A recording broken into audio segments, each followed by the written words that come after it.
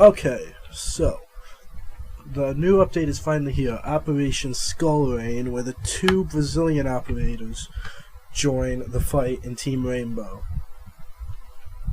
Now, most of this stuff is from the new Ubisoft patch notes. These are the two new operators, gadgets, not camos, stun grenade, frag grenade, primary, secondary, barbed wire, nitrocell, speed, armor.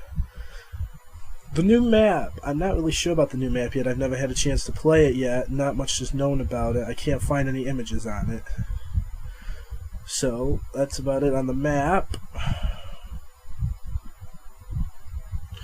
The newest thing is that, not the newest thing, one of the new things is Health Program. To make the new content in upcoming seasons built in solid foundations, we decided to dedicate Season 3 to improving the health of the game. As you may know, yada yada yada. Basically, they've made the health slightly better. They've improved the hitboxes so you can't get a headshot in the foot. That's the main thing there. They've tweaked and improved a few things. Obviously, with every new season, they have new camos. Not really a fan of them myself, but, you know, some people love them and are going to get them. One of the newest features is the new attachment, which is the angled grip, which allows you to aim down sights and switch to like hip fire and aim down sights much quicker than the other grip, which I'm personally a fan of because it'll speed up gameplay a little bit and cut a few vital seconds off that exchange and fire that might let you win. And if the opponent doesn't have it, might let you beat them with very little effort. And then the new game mode, which I am actually really excited for, is the tactical realism, where they remove most of the HUD, as you can see in the image provided. Gets rid of the death count, teammates, where all the teammates are. Gets rid of how much ammo you have left. Gets rid of how much health you have left. Kind of like in the field, but in a video game format. And that's going to be available in custom games. It's only in a beta, so I'm sure there'll be kinks to work out. And I'm really, really excited to try to play that. I'm hopefully going to do a few videos with that down in the future. But yeah, I really cannot wait to try this game out. It's going to be amazing. It's going to be harder. The surrender system obviously has been introduced, where you could give up if you really want to, because if you're getting really badly beaten by some level 100 and somethings and everyone on your team's like level 10 or below, you can surrender and just give up. You could get into a game where you might actually be better matched. Hopefully that the surrender system isn't abused too much. They've also hopefully dealt with these team killing things, as the offenses and the penalties are listed here. Hopefully they work, because team killing is a real problem in this game, or at least for what I'm aware of, because I personally have only been team killed once or twice, but I usually am on a team that team kills at least once a day, or goes against a team that team kills once a day. And actually kind of branching off that is the vote to kick, because most people want to vote to kick the team killer before they have a chance to kill again. They've allowed you to vote, like you get a notification in the top left screen, and it'll tell you that someone's being voted to kick. Cast your vote, and if you open the scoreboard, it'll tell you, I think it's right on the D-pad for yes, left for no, don't quote me on that. And I think it's if you get the majority of votes, the person gets kicked. Yeah, that sounds about right. I can't really tell, but they also reintroduced the scoreboard.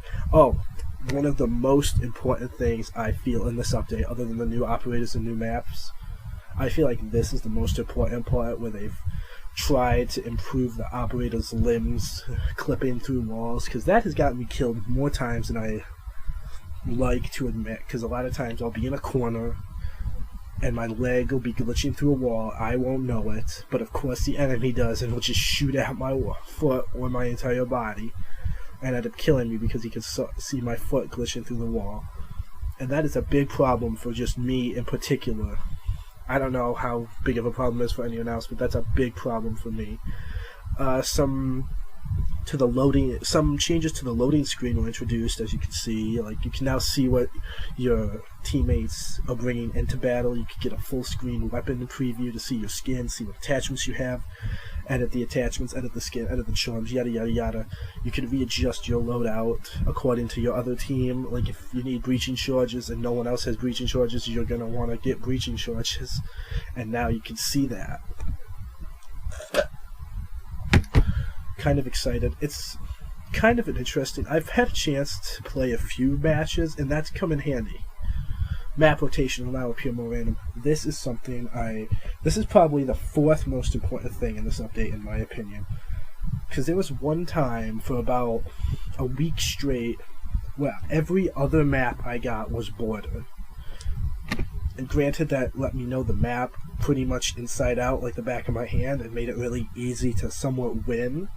But it got boring playing the same map over and over and over again. That's why I'm really happy to have this map rotation increase. Players can now choose which operator spawns with the diffuser. Again, a personal favorite of myself, because I usually play Siege with a party of 2 to 4 people. For some reason, we can never find a fifth, and it's always the 5th person with the diffuser that has absolutely no idea what we're doing and ends up on the complete other end of the map than where we are. Compass, now displayed when using drones and cameras. Locations will be upgraded to be more user-friendly. Compasses are not nearly as used as much as I wish, because I play with like 4 different groups of people, and 2 of the groups don't even use the compass. The last group, because we usually play ranked, we use the compass for good call-outs, so we know where the enemies are, just so we have a good idea of where they are. So I'm going to be interested to see if this compass is really that much better. The HUD, they've changed the HUD a little bit, as you can see. The health bar is a little bit more responsive. There's the compass right there. It looks a little different. Less integrative HUD with diffusers on the ground, so like the thing that says pick up diffuser is smaller, so you have a chance to see the enemy. So they're just trying to give you as much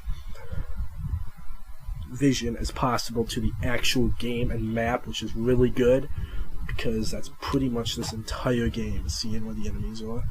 The last thing that I feel is important is terrorist hunt. Terrorists are now more reactive. They're a dedicated custom game. If the host of a custom game or terrorist hunt quits, you guys can still continue playing. So it's interesting. It's going to be interesting to do some custom games of terrorist hunt.